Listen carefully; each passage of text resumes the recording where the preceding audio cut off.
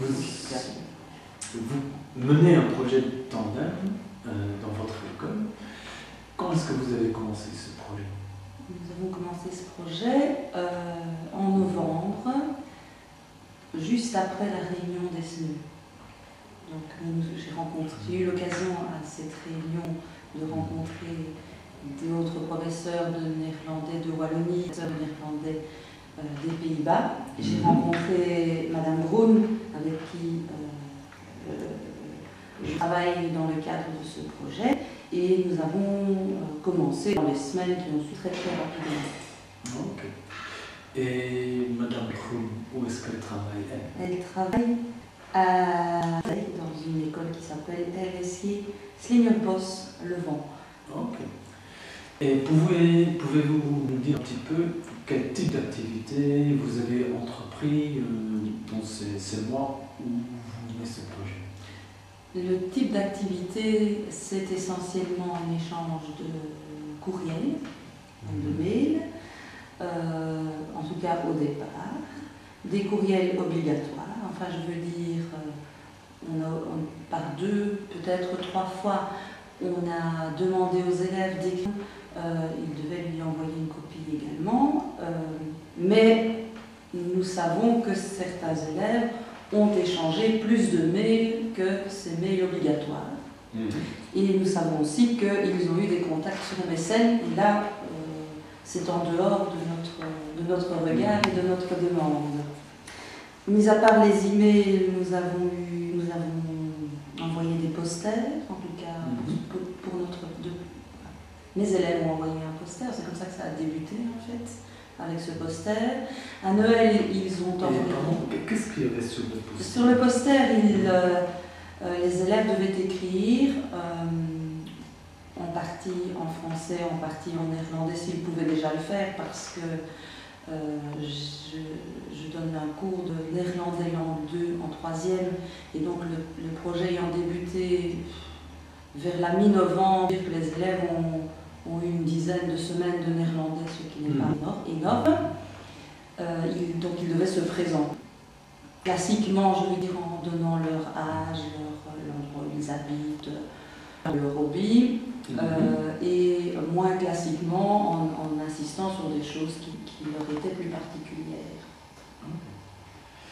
Et comment les élèves ont réagi à ce projet? Bien, en général, la réaction est assez intéressante. C'est intéressant parce que ça soigne leur motivation, je voudrais dire. Donc, se mettre en route pour écrire un email, se mettre en route pour... on a aussi fait enregistré des petites conversations par 2, donc ils ont envoyé à leurs partenaires tout à fait récemment. Se mettre en route pour faire tout ça, ça reste un travail entre guillemets, donc il faut les aider à se mettre en route. Une fois qu'ils sont dans la tâche accomplie, je trouve qu'ils manifestent une grande envie d'utiliser la langue du partenaire. J'ai été surprise, par exemple, lors des petites conversations, donc je leur ai demandé de se poser des questions l'un à l'autre, tant en français qu'en néerlandais, et d'y répondre aussi en français et en néerlandais. J'ai été surprise de voir que les élèves avaient tendance à essayer d'utiliser le néerlandais plutôt que le français. Même chose maintenant, suite à ce projet, Madame Groen a fait paraître dans le journal de son école un petit article pour parler de ce que nous avons réalisé, et elle a donné la parole à ses élèves. J'ai lu cet article et les réactions des élèves avec mes élèves cette semaine. Et, ils ont pris une réponse, une courte réponse, hein, c'est 4-5 phrases en néerlandais, pareil, auxquelles ils ajoutent parfois 4-5 phrases en français. Enfin, j'avais demandé 4-5 phrases en français, et bien de nouveau, certaines paires, ils ont travaillé en paire à l'école aussi, certaines paires ont dépassé cette idée-là en voulant absolument utiliser un maximum de néerlandais pour réagir à ce que les partenaires avaient écrit dans les numéros. Ok. Et si vous comparez cette attitude des élèves maintenant aux années précédentes, vous voyez des changements? Oui, je vois des changements. Le cours de néerlandais langue 2 n'est pas un cours que les élèves choisissent avec beaucoup de joie, je vais dire. En général, ils ont pris de l'anglais. Pour certains, c'est avec l'idée de ne jamais faire de néerlandais. Et puis, ils se retrouvent en troisième, ils sont obligés de prendre ce cours-là parce qu'ils n'ont pas leur quota d'heures par semaine. Donc, ce n'est pas un cours qui, au point de vue motivation, est un cours facile à donner. Le néerlandais étant en plus une langue qui, au départ, est plus difficile à apprendre que l'anglais. Il y a une grosse différence avec le français. Je pense que cette année, les élèves ont manifesté beaucoup plus de bonne volonté que par rapport aux années précédentes. J'ai trouvé un public beaucoup plus enthousiaste pour le cours, qui avait envie d'en savoir plus. Pouvez-vous donner un exemple? Qu'est-ce qui a changé dans la pratique, quelque chose de concret cette année-ci par rapport aux années précédentes? Je vais donner deux exemples. Le premier exemple, c'est tout au début du projet, donc quand les élèves écrivent une carte pour Noël.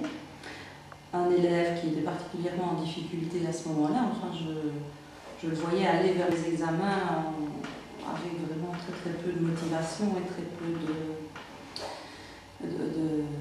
de chances de réussir son examen. Et donc je ne le voyais pas agir très positivement à Noël. Et cet élève qui avait construit une carte et il a rédigé un texte. Et puis il m'a appelé, m'a demandé une dizaine de mots de vocabulaire pour pouvoir compléter les phrases qu'il avait écrites sur sa carte. Donc j'étais assez surprise que ce garçon qui habituellement ne réussit pas ses interrogations de vocabulaire et n'arrive pas à former des phrases aux interrogations, là, a réussi à écrire ces phrases. Bon, je suis intervenue pour donner mon vocabulaire, mais la démarche était belle de sa part. Un autre exemple, c'est récemment, quand j'ai demandé à mes élèves de produire une interview. Ils se posaient des questions, ils devaient répondre actuellement. J'avais demandé en néerlandais et en français. J'ai un petit groupe qui m'a dit dans leur interview utiliser le passé composé. Or, le passé composé n'est pas une matière qui avait été abordée jusque-là. Et j'ai donné très rapidement une explication grammaticale sur la formation du passé composé. Et les deux élèves ont tout de suite dit, mais ça veut dire que donc, pour ce qui est de j'ai fait telle chose, ils ont à formuler leur phrase tout seul en utilisant l'explication que je venais de donner. Ce qui est assez surprenant parce que habituellement, le passé composé, ça prend quand même un petit peu plus de temps que 3 minutes. Et je comprends bien que c'est ici les élèves qui ont demandé. Ce sont les élèves qui ont demandé, je n'ai rien imposé. Ce sont les élèves qui m'ont demandé comment ils pouvaient arriver à dire cette phrase-là en néerlandais.